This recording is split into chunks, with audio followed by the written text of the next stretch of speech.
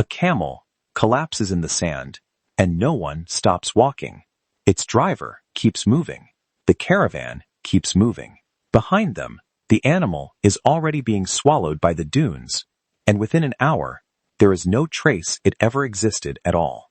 This is the Silk Road, the richest trade route ever created. A ribbon of gold, silk, and spice, stretching 4,000 miles across deserts, mountains, and empires, and underneath every glittering mile of it lies something the history books buried on purpose. You have heard the legend. Caravans of silk gliding into palace courtyards, emperors growing fat on jade and pepper, merchants becoming kings overnight. What you have not heard is what it cost, because for every bolt of silk that reached Rome, someone vanished in the mountains carrying it. For every spice that perfumed a banquet in Constantinople, someone starved to death in a pass no map ever recorded. The wealth was real. The empires were real. But so was the machine grinding human beings into dust to keep it running. And almost no one wrote that part down. Tonight, we open the sealed half of the ledger. The half-kings never wanted read. The half-scribes were ordered to leave blank. Because the richest trade route in human history was not built on silk. It was built on silence. Picture the 2nd century BCE, Chang'an, the imperial capital of Han Dynasty China. Behind palace walls, silk is treated as a state secret, more closely guarded than any weapon. To smuggle a single silkworm cocoon out of the empire is punishable by death. This is not trade yet. This is a monopoly built on terror. Then the routes open west, through the Gobi Desert, through the Pamir Mountains, a place traders called the roof of the world, where the air itself was thin enough to kill you, through Persia, through Byzantium, all the way to Rome, where senators complained that silk was draining the empire's gold reserves dry, and bought it anyway. Along this route, fortunes multiplied. Sogdian merchants grew rich enough to build entire cities from trade alone. Chinese emperors funded armies with silk revenue. Roman aristocrats paid more for a single garment than a soldier earned in a year. But behind every transaction recorded in a ledger, there is a name missing from it. The porters, the camel drivers, the enslaved laborers force-marched through mountain passes with no name, no wage, and no grave. Historical records from the era casually mention losses along certain stretches of the route, as if human beings were cargo that occasionally spoiled. And here is the detail almost no documentary tells you. Entire sections of the Silk Road were not built by paid workers at all. They were built, maintained, and guarded by forced labor, prisoners, and conscripted villagers dragged from their homes to hack roads through solid rock. And the empires that grew richest from the road spent centuries erasing exactly how. Here is the truth. The silk merchants never wanted spoken aloud. The Silk Road was never one road. It was hundreds of routes, splitting and merging across the harshest terrain on Earth, and travelers who fell behind simply disappeared into it. Chinese chronicles describe caravans entering the Taklamakan Desert, a name that translates, chillingly, to the place you go in and never come out. Sandstorms could bury 100 travelers in minutes. Bandits controlled entire mountain corridors, and the merchants who paid them survived, while the porters they hired to carry the goods were the first left behind when supplies ran short. Then there is the labor beneath the luxury.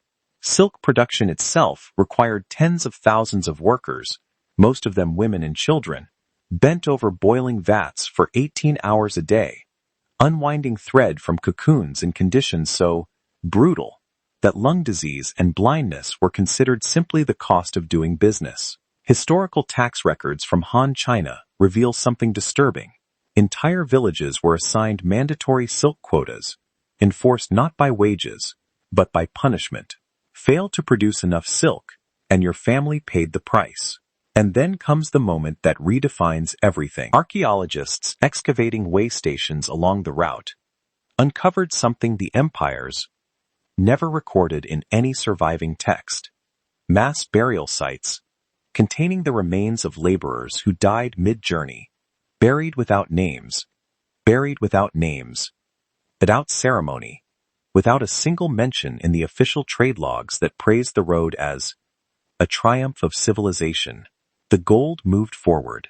The bodies stayed behind, buried under centuries of silence, in unmarked ground no dynasty ever cared to map. For every emperor's banquet lit by oil lamps, there was a mountain pass lit only by starlight, where someone's father, someone's daughter, took their final breath carrying wealth they would never see, for people who would never know their name. So what happened when empires finally lost their grip on the road that built them?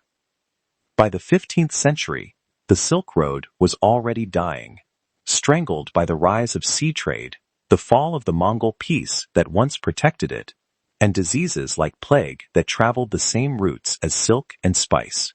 The very network that carried wealth across continents also carried death into cities that had never seen it coming. Historians now believe the Silk Road played a direct role in spreading the Black Death into Europe, a horror born from the same corridors that once symbolized prosperity. The merchants who profited rarely faced consequence. Sogdian trading dynasties faded quietly into history, their fortunes absorbed by empires. Chinese and Roman elites who built wealth on the backs of nameless laborers were remembered in monuments and museums, while the workers who died in the mountains were remembered nowhere at all. No trial, no reckoning, no names recovered. But here is why this still matters today. The Silk Road did not disappear, it evolved. Modern global supply chains still move silk, textiles, and rare goods across borders, using labor practices historians recognize with uncomfortable familiarity. Hidden workforces, dangerous conditions, and profits that rarely reach the hands that create them. China's modern Belt and Road Initiative even explicitly invokes this same ancient route as its namesake, promising prosperity while critics warn of debt traps and exploited labor in developing nations. The paths change. The pattern does not. Every century since has asked the same unanswered question.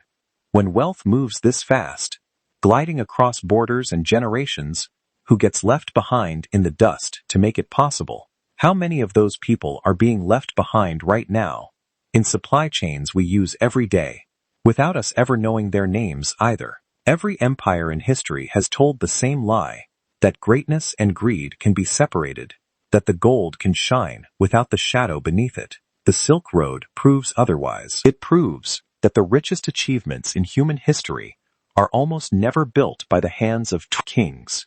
They are built on the backs of people history chose to forget. Maybe that is the real inheritance of the Silk Road. Not silk, not spice, not gold, but the uncomfortable truth that prosperity has always had a hidden price, paid by people whose names we will never recover, in mountains that swallowed them whole and never gave them back. So the next time you hear a story about a golden age, ask yourself who built it, and who it buried to get there.